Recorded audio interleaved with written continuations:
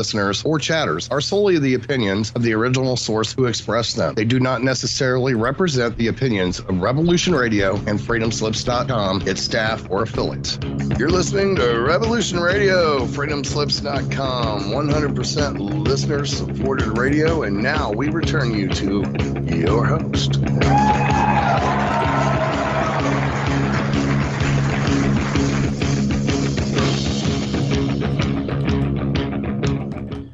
Hello and welcome back to Dave and Mickey's Shiny Side Out. That's right, here on Revolution Radio, revolution.radio, in fact.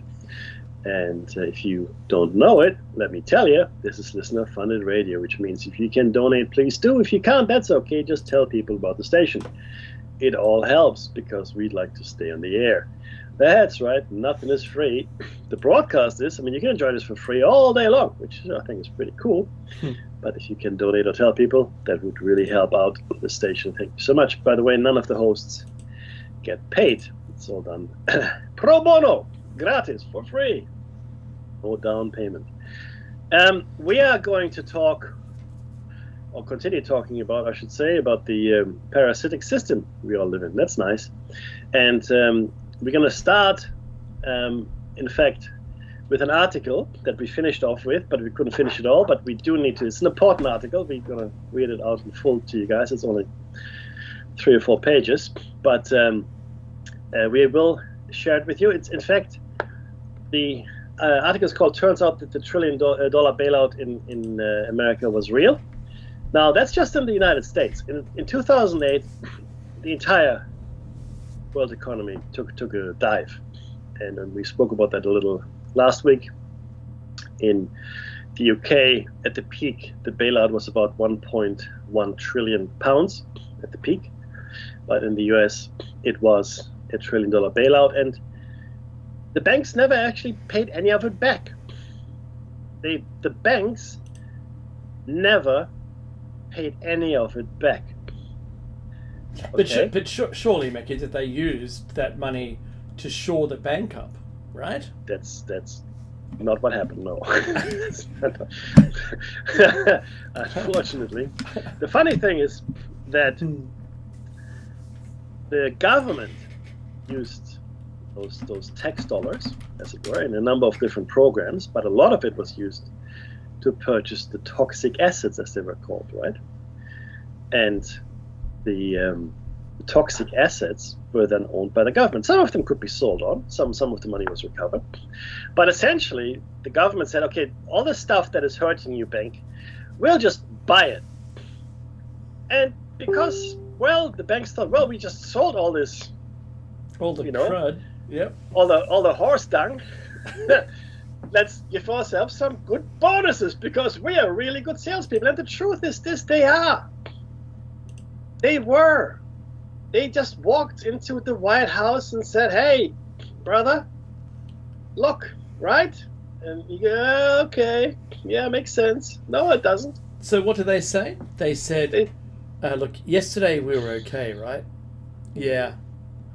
But today we've just found out that if we don't get a bailout from the government or somewhere, I don't care where, the entire economy is going to die tomorrow.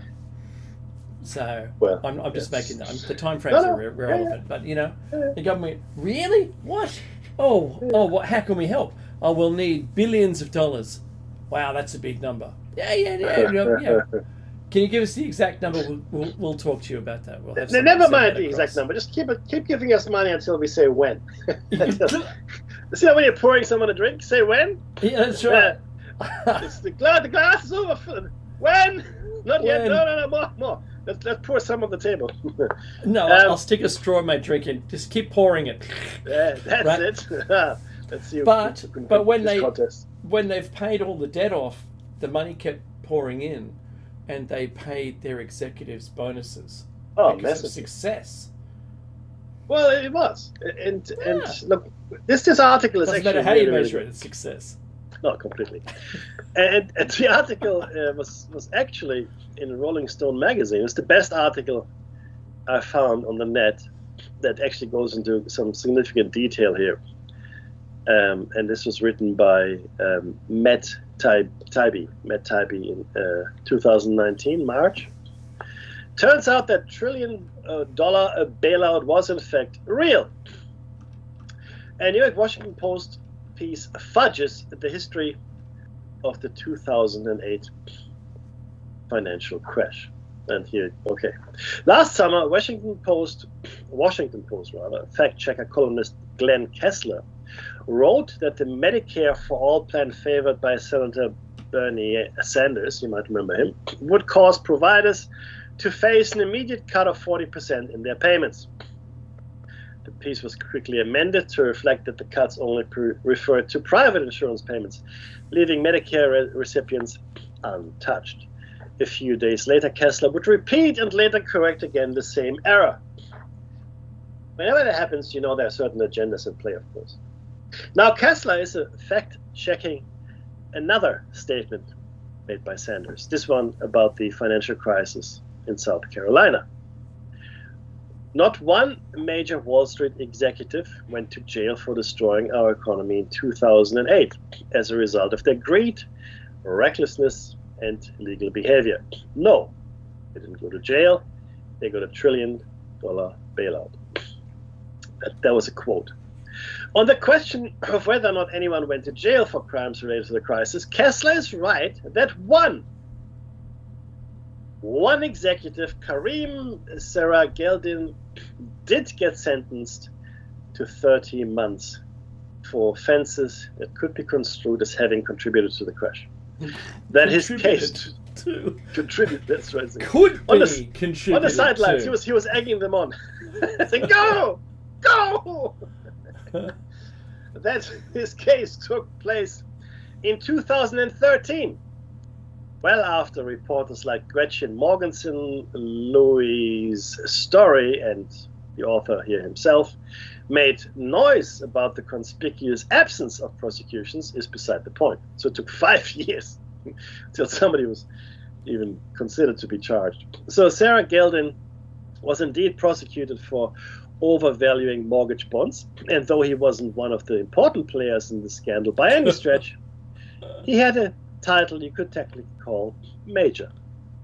Still, Kessler concedes Sanders' overall point is valid, adding, almost 900 executives went to jail for the savings and loan scandal in the 1980s, compared with just one person in the 2008 financial crisis. From there, Kessler asks, but did Wall Street really get a $1 trillion bailout? He ends up giving this assertion two Pinocchios, of course, referring to the level of inaccuracy. One Pinocchio is inaccurate, two Pinocchios is an outright lie, I guess, and three Pinocchios, it's something you would find on Fox. In order, his points, and what I just described was actually called the Troubled Asset Relief Program, or TARP, which is what you call a bailout if you're a Wall Street executive trying to make the bailout seem smaller, involved an initial outlay of $700 billion, which Congress later reduced to $475 billion. And the actual ultimate expenditure of TARP was lower than that, at about $431 billion. But this won't matter much, as the text will show in a moment.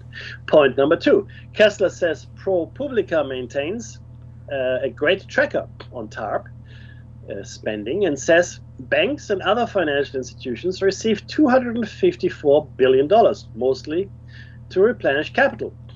He goes on to say, but many of those banks are not what one would consider Wall Street. Many community banks and credit unions also received TARP funds. We'll come back to the issue of the bailout recipients not being Wall Street. Point number three. He then adds the automobile bailouts, the bailouts of AIG, Fannie Mae, and Freddie Mac, and comes up with a $632 billion sum. Still not $1 trillion. He insists this was not just a bailout of big companies because the American people were also helped. If these banks and other financial institutions had collapsed, many companies would have soon followed, leading to massive layoffs. Point number four. Lastly, closer to the real point, Kessler disputes the numerous studies showing the real bailout outlay was through the Fed, which the Sanders campaign had said was anywhere from 7.7 trillion, the number Bloomberg used in its coverage of secret Fed lending, to 29 trillion, the number the Levi Institute at Bard College calculated, including guarantees and other forms of aid.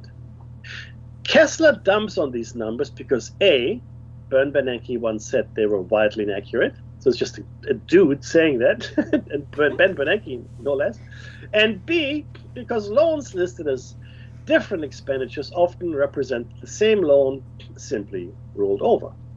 Under that standard, Kessler quotes the Government Accountability Office, which said, loans outstanding for the emergency period peaked at about $1 trillion in late 2008. Now, this would seem to get us past the $1 trillion bailout already, but Kessler also wants to argue the issue of whether the bailouts were good or bad. What that has to do with fact-checking is not clear, but he goes there. The Fed is not really a federal agency, he writes, and insists its bailout facilities made profits and were a social necessity. For instance, he says they unfroze the commercial paper market, which was essential for meeting liabilities such as workers' payroll. Had the Fed not acted, he says, the US economy would have ground to a halt. This is basically the history of the bailouts as written in self-congratulatory tomes like Ben Bernanke's The Courage to Act, revised probably from My Courage to Act, and Timothy Geithner's Stress Test. It's Wall Street's one-sentence summary of the bailouts. They weren't that big, but if they were necessary and made a profit, and even though they made us rich again, they were done for you, the ordinary person. Now, let's start with the notion that community banks were also aided in the bailout. There were indeed a few smaller banks that participated in the TARP, and in fact they tended to be in the program longer than the supersized banks, mainly because they were unable to repay money as quickly.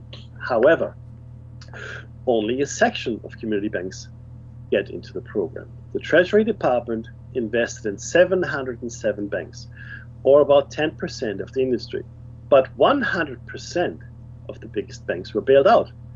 As Bernanke told the Financial Crisis Inquiry Commission, of the nation's 13 largest banks, 12 were at the risk of failure within a week or two of the initial bailout period in late September and October of 2008. Every single one of those banks took huge bailout payments. As Gretchen Morgenson pointed out when information about Fed bailout programs first became public, just 6 banks, JP Morgan Chase, Bank of America, Citigroup, Wells Fargo, Goldman Sachs, and Morgan Stanley were the recipients of 63% of the Fed's average daily borrowing, representing about $500 billion at peak periods just for those firms. Those Fed dollars were doled out through an alphabet soup of different programs, the TAF, the TALF, the TSLF, the TOP, the PDCF, the Maiden Lanes, etc., and were used to execute major restructurings of the economy. The Fed put up $30 billion to help Chase buy the bulk of Bear Stearns, helping further by buying up $29 billion in bad assets from the dying investment bank. Citigroup was borrowing $100 billion from the Fed at its peak, Morgan Stanley $107 billion. Fed money was used to broker Bank of America's absorption of Merrill Lynch and help Wells Fargo buy up Wachovia, in addition to other mergers. At the end of all the rearranging, the 12 largest banks in the country, which had all contributed massively to the crisis and had maybe a week to live when the crash happened, as Bernanke testified, suddenly controlled 70% of all bank assets in the United States. Let me say this again.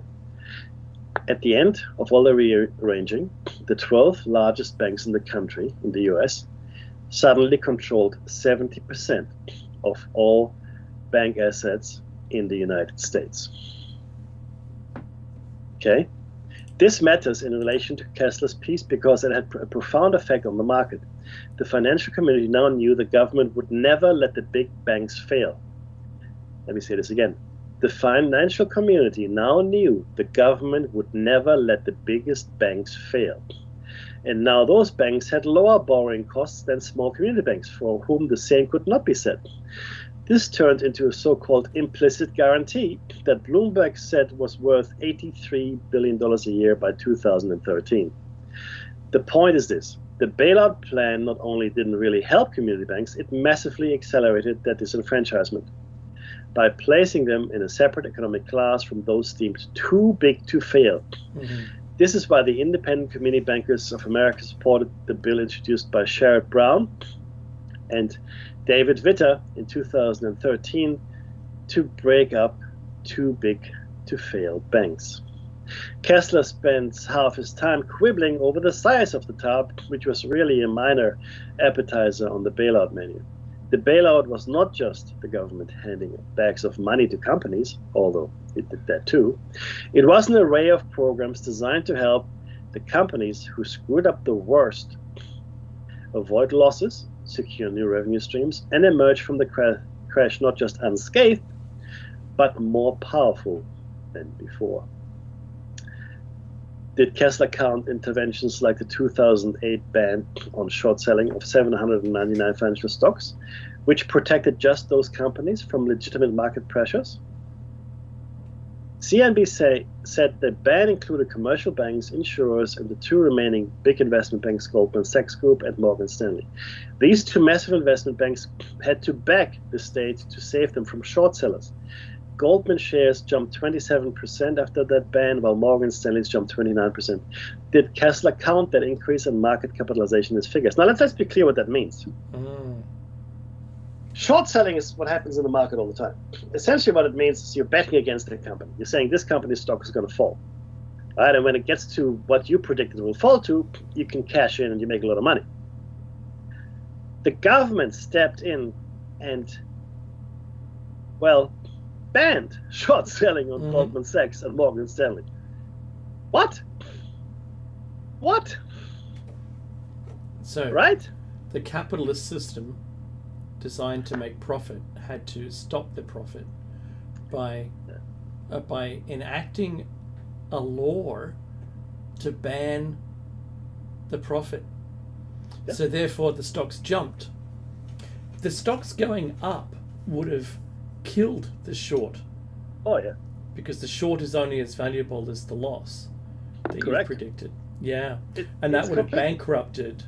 Yeah. It's like if you just think about it the opposite of a short. You buy in when a stock is low and it goes high, and you sell out. And you sell out that stock and you've got all that profit. If you buy a stock at $100 and it goes to $1, you owe $99 to somebody. Yeah. If you want to sell it. It's called a margin call, and nobody likes it. But that's exactly right. Yeah, that's if whoever your trader is just decides to call on that loss. And just that single action for me spells the death of capitalism. Just that single action. But Dave, why did you take us into the next? It's because you had to save them. Yeah, that's right. By interrupting it, it's the same action to me is when some company puts out a message and people start to sell off the stock, and then they go to the government. Hey, look, our stock's dropping. Can you halt trading? Because it's going to kill us. And the knock-on effect, oh my goodness. So they actually stop trading on that day to save the system, to save the whole system from collapse. It's all propped up by imagination. That's it. That's our trust in it that keeps it afloat. It does my head in. But anyway, I shall continue. Did he count the emergency bank charters handed out to Goldman and Morgan Stanley late on the Sunday night of September 21st, 2008? The two investment banks were not commercial banks, but they obtained late night permission to call themselves bank holding companies. So they would have life-saving access to borrowing at the Fed's discount window and could open their doors the following morning. How much would other investment banks have paid for the same stay of execution? There were so many other interventions.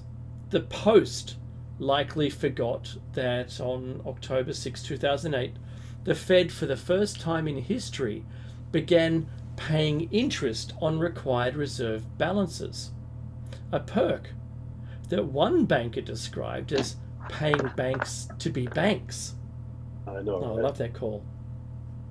This was particularly obnoxious gift to Wall Street, since the whole concept of the bailouts was supposed to be unfreezing the economy and spurring lending.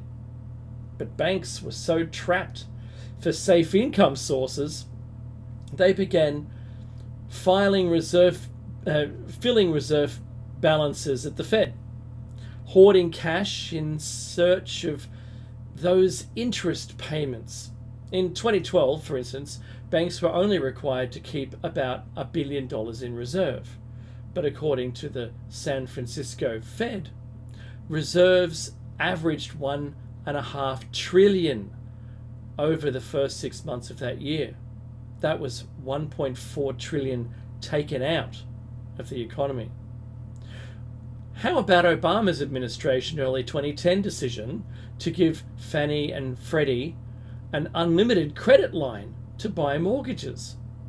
Everyone from Darrell Issa to Dennis Kucinich saw through this one. Raising the caps allowed the two mortgage giants, which, as Kessler correctly notes, had been taken out of the hands of shareholders, to be used as a backdoor TARP, to purchase toxic assets at inflated prices. In other words, the government took over Fannie and Freddie and used the duo in a way private shareholders would never have allowed, as a landfill in which banks could dump bad assets at high prices. How about the government's continual efforts to look the other way or lower standards so bailout recipients who should have failed mandated stress tests would be allowed to pass? Several banks got the Fed to drop estimates of capital shortfalls by $20 billion or more after intense lobbying. Citigroup passed one of its early tests when regulators were persuaded to cut billions of an expected hole on its balance sheet based on pending transactions. Again, how do you price that kind of aid? And we've caught up now to where we ended last week. How about non-prosecuting a company's crime? Crafting settlements so automatic penalties for certain offences like revocation of bank charters don't kick in. Then there was the too common practice of letting offenders like HSBC make at least part of regulatory settlements related to crisis era offences tax deductible. What? Right? Crazy. This forced all of us to pay hundreds of millions of dollars worth of these settlements. Beyond all of these gifts, which are difficult to quantify, Kessler has his numbers confused. He cites the $1 trillion figure for emergency Fed loans offered by the GAO. Bernanke put the peak lending figure at $1.5 trillion. Why don't these numbers themselves justify the statement they got a $1 trillion bailout? The Special Inspector General's Office for the TARP program, meanwhile, issued reports for the bailout. This oversight panel, led by bailout author and former SIG-TARP chief Neil Barofsky, put the gross outlay, including the TARP and other Treasury and Fed expenditures, at $4.6 trillion. The net outlay they place at $3.3 trillion. Why are these numbers less reliable than the rest? as the author has written before, trying to compute the bailout is a fool's errand because it was so all-encompassing. The government's massive treasure dump into the balance sheets of the top banks was a kind of merger, one that obligated us to keep our investments viable going forward through a range of complementary actions. Those included regulatory relief, inflated asset purchases, market intervention, tax breaks, and other actions. God knows how much all of that was worth, but the cash portion of it alone was certainly north of $1 trillion.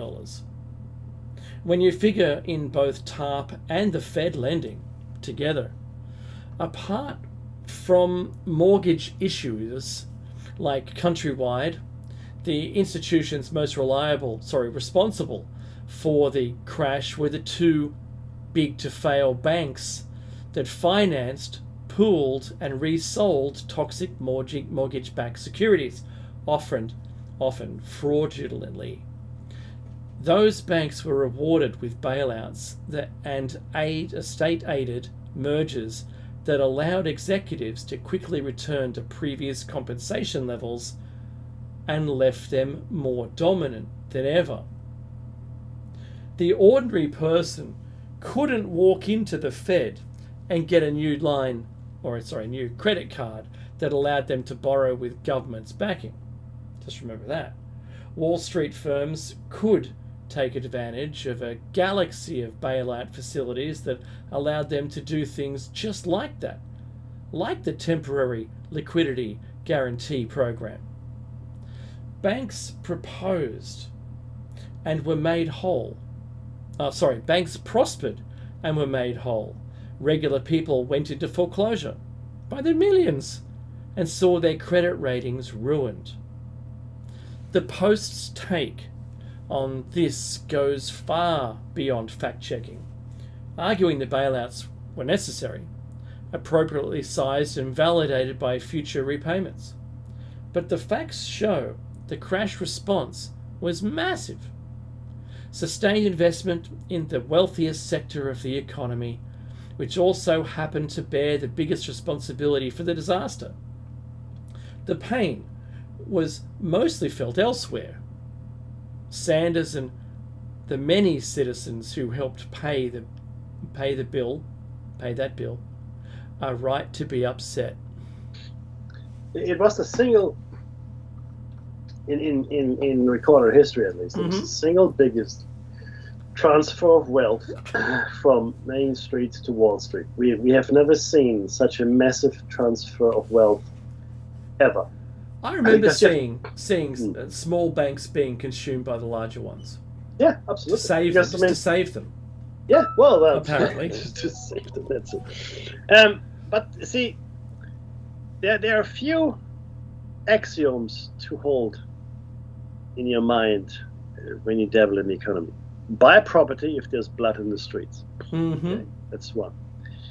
In times of crisis, and everybody's selling, you buy.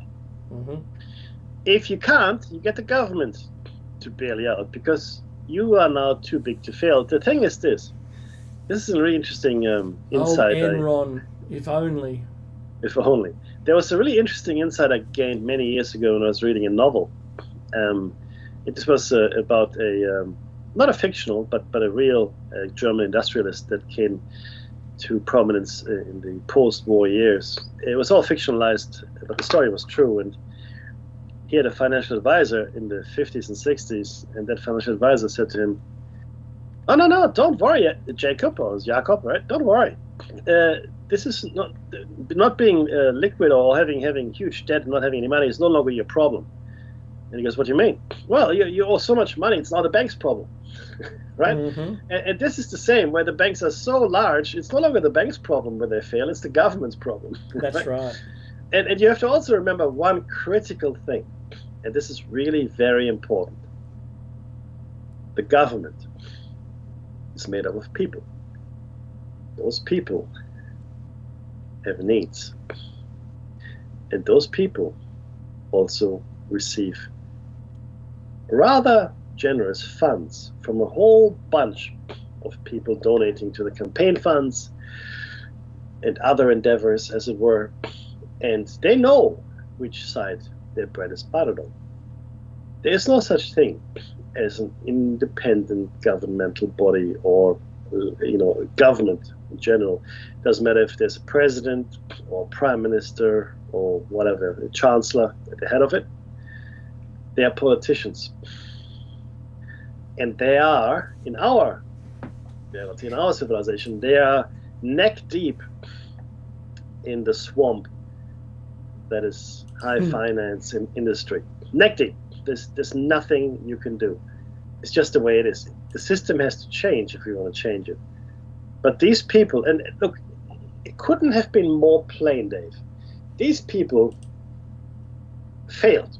The richest people in America, right? The bankers and all that, they had completely, this is not just one or two people, we're talking about hundreds and even thousands of people on that layer in the banks. They were gone, wiped out. But no, the government stepped in. And millions of people lost their home and their businesses.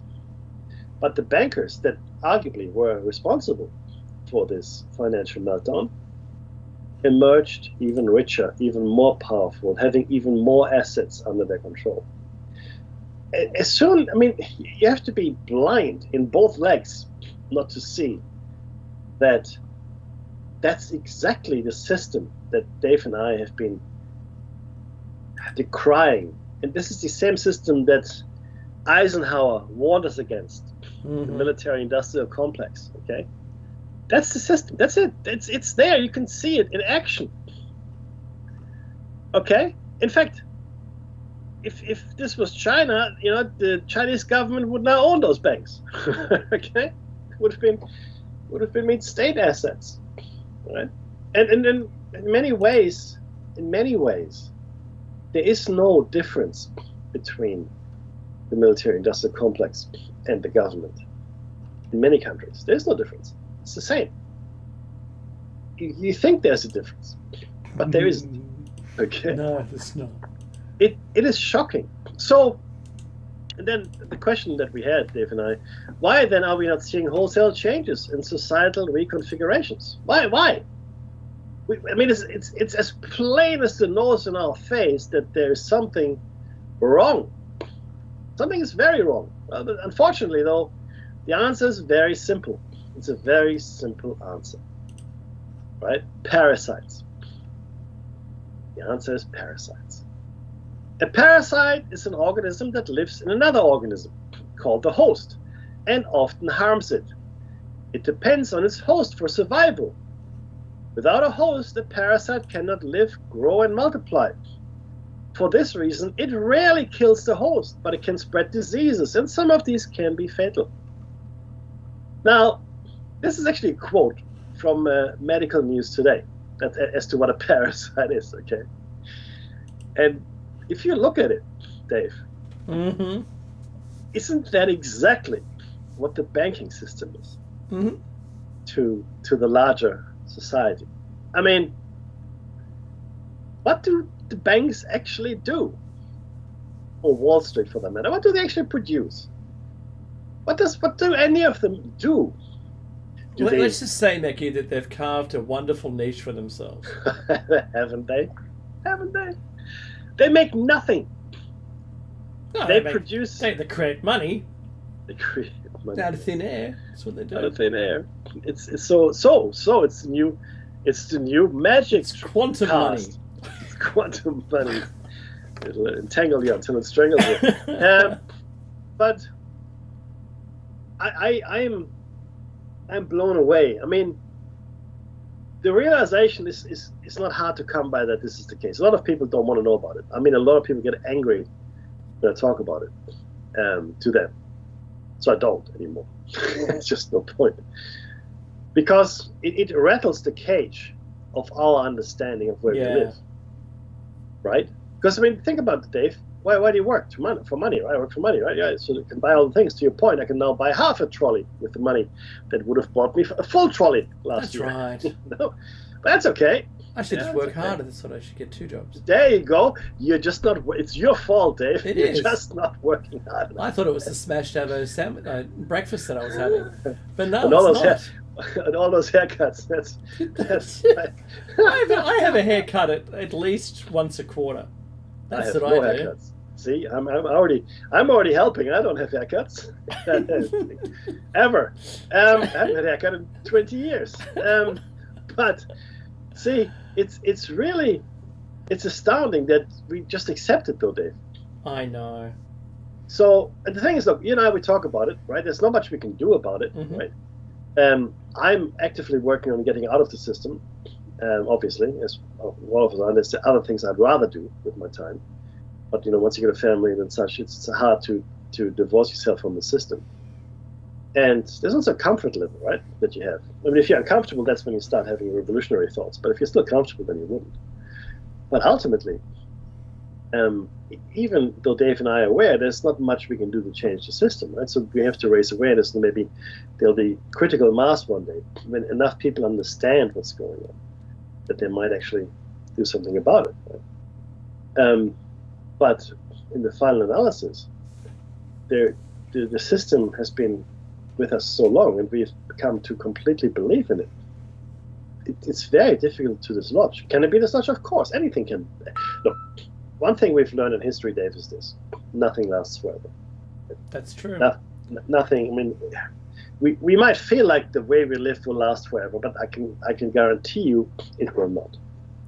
Well, we're accelerating pretty fast into a digital currency, where the system changes entirely. It seems the same for us, but the system behind the scenes changes entirely, and benefits only those parasitic organizations and people, for that matter. It benefits them more than anybody else, and the government it's all going to change.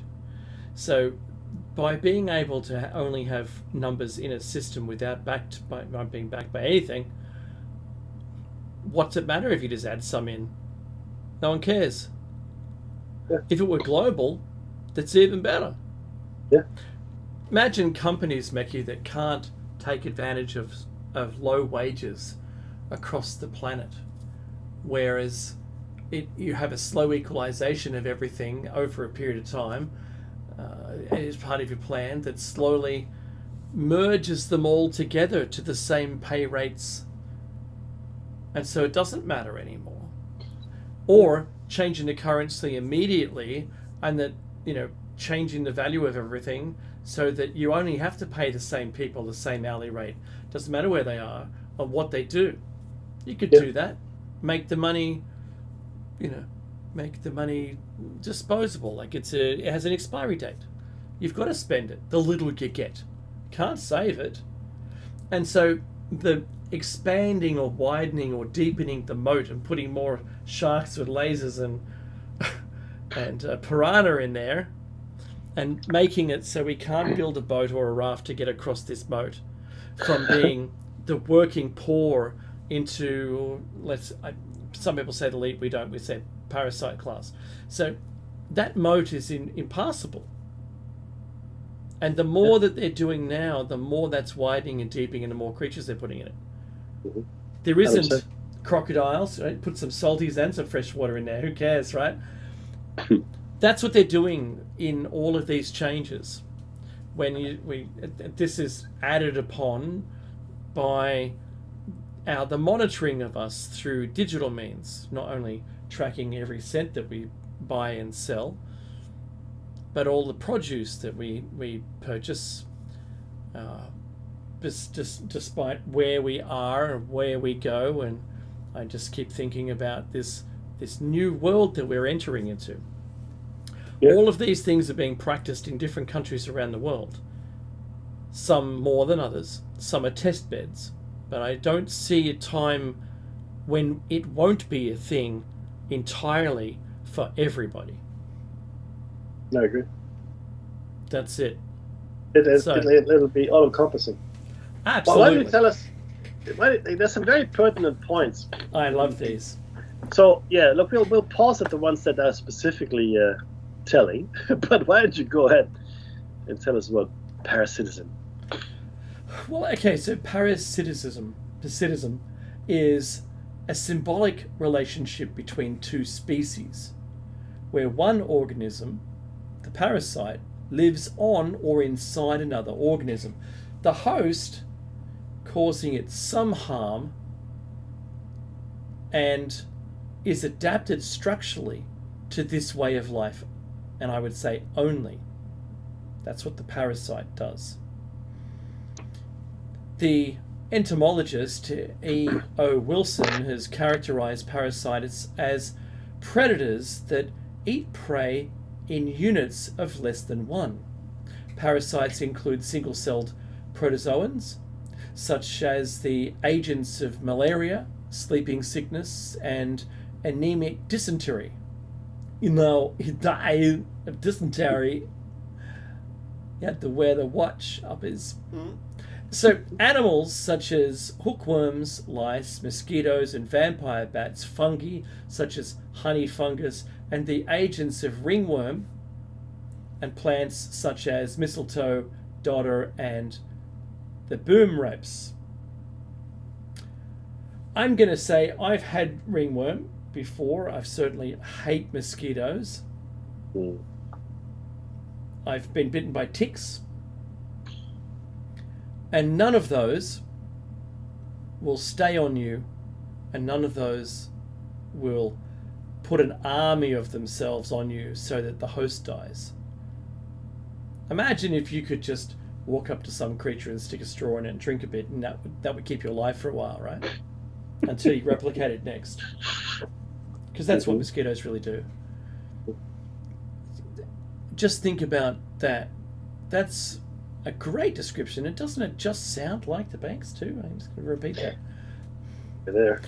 So, like predation, parasitism is a type of consumer resource interaction. But unlike predators, parasites, with the exception of parasitoids, are typically much smaller than their hosts. They don't kill them, and often live in or on their host for an extended period.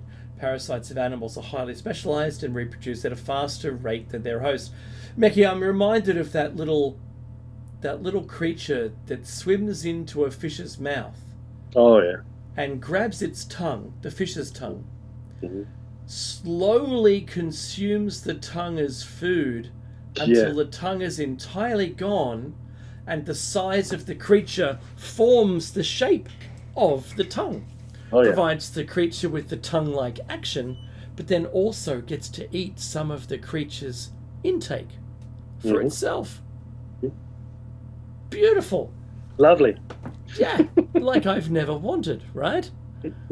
Thankfully, I don't have one of those. But when I first caught one of a fish, and it's like, what's that? What's that in there? I thought to myself, and his little eyes were peeking out. Anyway, parasites reduced host fitness by general or specialized pathology, from parasitic castration to modification of the host behavior. Parasites increased their own fitness by exploiting hosts for resources necessary for their survival, in particular by feeding on them and using intermediate or secondary hosts to assist in their transmission from one definitive primary host to another. I'm reminded, Meki, of that. What is it? There's an ant that can get controlled by A fungus. a fungus. That's right. Yes. There's so many examples of it in life, right? And once again, I don't want to say. So, people have known about parasites such as roundworms and tapeworms since ancient Egypt, maybe Greece and Rome. In early modern times, Antoine van Leeuwenhoek observed Giardia lamblia in his microscope in 1681, while Francesco Redi described internal and external parasites including sheep, liver fluke, and ticks. Modern parasitology developed in the 19th century. In human culture, parasitism has negative connotations. Well, we don't want lice, do we? Let's not send our children to school, huh? We'll shave their heads. That's what we'll do. No one will notice.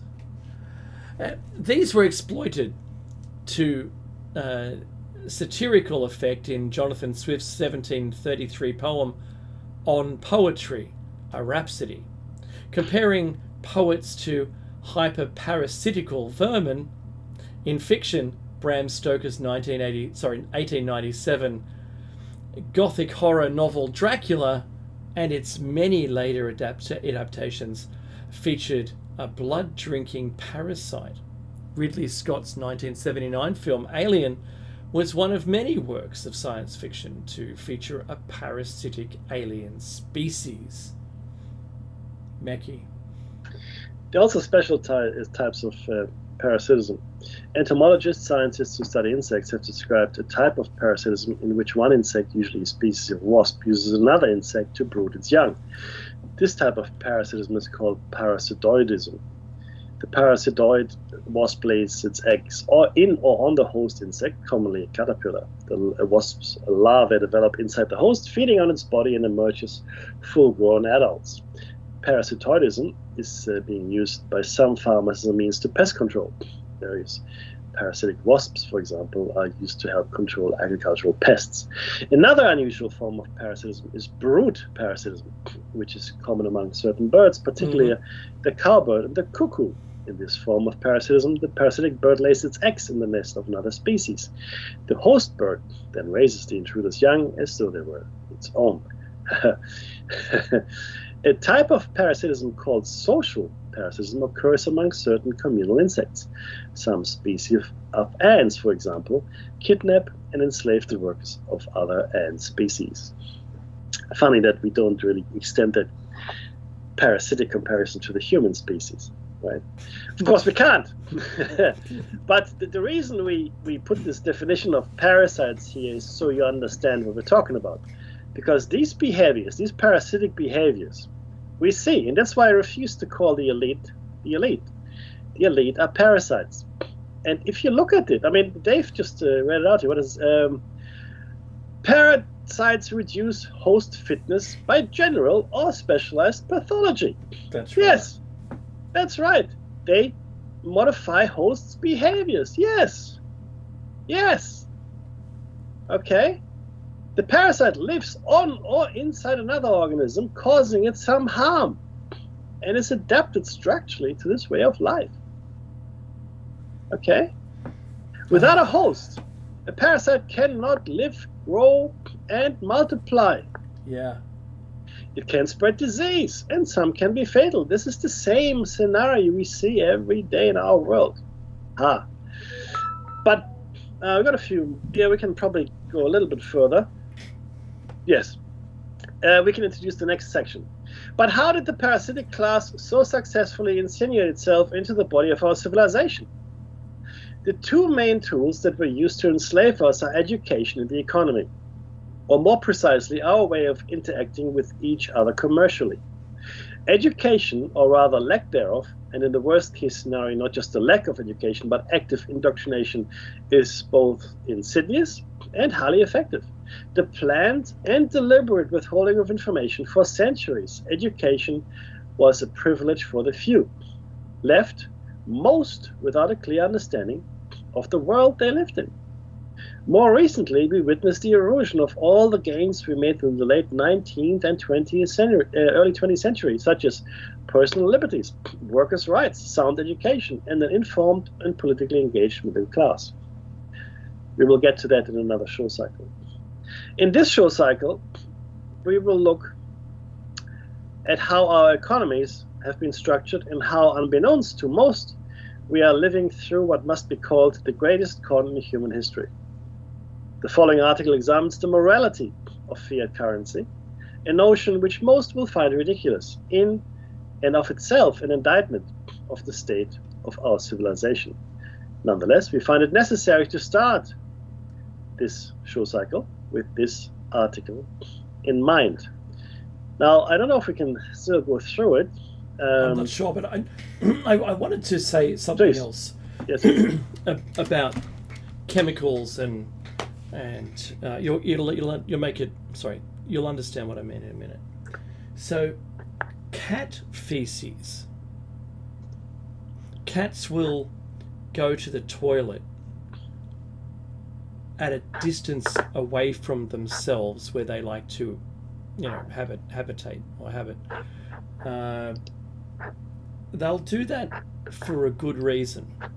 And unbeknownst to the mouse who happens to come across the feces, unbeknownst to the mouse, there's a parasite that infects the mouse and prevents the mouse from making rational decisions. It slows its reactions down and becomes an easy target for the cat. It's a thing. If you didn't know that, maybe hopefully I've taught you something. And that's why you should never handle cat feces. You should always protect yourself from that, because we're also in the group that can be susceptible to it. Isn't that extraordinary? It's a genetic thing, right? It is. Yeah, it's fascinating, actually. Yeah, It yeah. is. It just makes them easy to catch, docile even. Right? Yeah. Oh, brother. That's us, right? I mean, I guess in many ways, docile. Well, if you think about if I reflect upon the parasitic class, big tech, big food, or fast food, if you will, everything that we have isn't to provide us are like hydroponics to plants. We don't have an environment like that for humans. In fact, everything slows us down, is suboptimal. The nutrients that we consume in the more available foods, certainly the more cost-effective near food experiences, don't have all of those things that you need to live a healthy life. Right. Isn't that crazy? Isn't it? So the thing that's the most available for the weak amount of money that we have now as fiat currency in our pocket is actually food that you can eat, if you want to call it food, which doesn't provide you all of the nutrients you need. Just on that, just think about that for a second. So right now we are battling obesity, right? And to your point, we don't get the nutrition that we need. We just don't, because it's expensive to buy fresh fruit and fresh vegetables, etc. Right? But on the other end of the spectrum, we are battling obesity. GJ food hall. Yeah, that's right. But the funny thing is this: the obese people actually suffer from malnutrition. And you go, what? And the funny thing is this also: a lot of doctors in the Western world, in the first world, let's call it, whatever, right? They can't diagnose malnutrition because they've never seen it. But there it is. So you've got a person that is struggling with obesity, right? At the same time, that very same person is struggling with malnutrition. So they're getting all the wrong foods into the system and way too much of it, right? But none of the foods that you actually need to live, to actually have a healthy life. That, in my mind, that is insanity. I think we are the first society that I know of, at least in history, that has obesity and malnutrition in the same person. In the same person, not across that's always happened. We always had that, in different people. But no, it's present in the same person. What? How does that, Dave? What? It's just insane. It's completely nuts. But here we are, near food experiences, right? That's right. Now, look, I'm not paying any particular hatred towards any brand. I really am not. One thing that I enjoyed the most, Mackie, when McDonald's brought out a salad a Caesar salad, it actually had more calories than the Big Mac. That was because of the sauce. Yeah, You're not going to have a Caesar salad without a sauce. That's gold. You know, gold. and it just depends on how much chemical you like, because you can choose to have a regular soda, or you can have one that is, remember diet? Every single person that I knew that consumed diet soda put weight on. Yes. Because it shuts down your metabolism. The artificial stuff shuts down your metabolism. Yeah, it's not natural. No. I look forward to a time when we can just do the natural things again. Yes. Outro? Well, this has been another Shiny Side Out with David Mackey. We're going to catch you again on Tuesday and Thursday morning. As long as the world is still here, we'll do that 7 a.m. For breakfast. And then once again, back again on next Sunday for Shiny Side Out again. In the meantime, stay safe.